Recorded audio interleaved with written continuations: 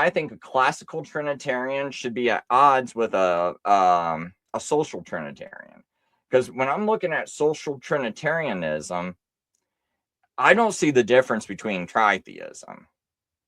Now, I know they act like they're nowhere near tritheism, but like really sit there and try to honestly go through the differences, and I'll show you why it just seems to be like someone went and just switched the labels on tritheism.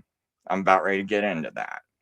But that's one of the problems I have is that you guys, you Trinitarians don't even distinguish yourself, and you act like you're on the same team.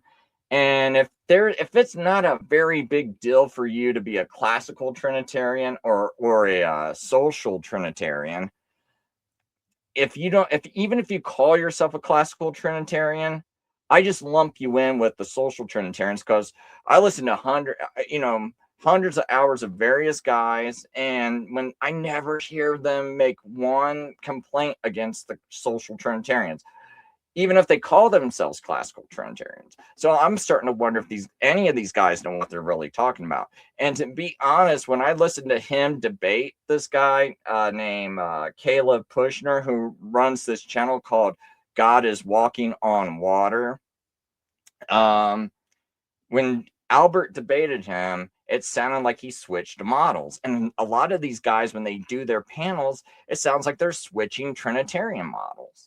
And those models are not compatible. One sounds closer to oneness, and one sounds closer to tritheism. The social Trinitarians sound closer to tritheism. So that's one thing, too. Once I start picking up on these, I was like, wait a minute. These guys are mixing all their arguments together. Or sometimes it sounds like they actually see things like a tritheist or a social Trinitarian, but then when someone starts to kind of, put them into a corner and go, wait a minute, you're sounding kind of like a tritheist. I don't know if they just look up things with the AI or search something online.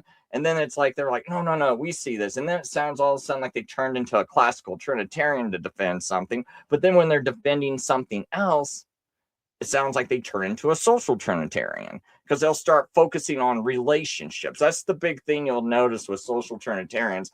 It's like they'll be like, oh, doesn't it sound like, two different persons talking to each other? It sounds, like two different guys, like, Tom and Bill having a conversation. Doesn't it kind of sound like that? So when they start to talk about the Trinity like that, and they put a lot of focus on that, they're normally a social Trinitarian. If they're a classical Trinitarian, they really shouldn't sound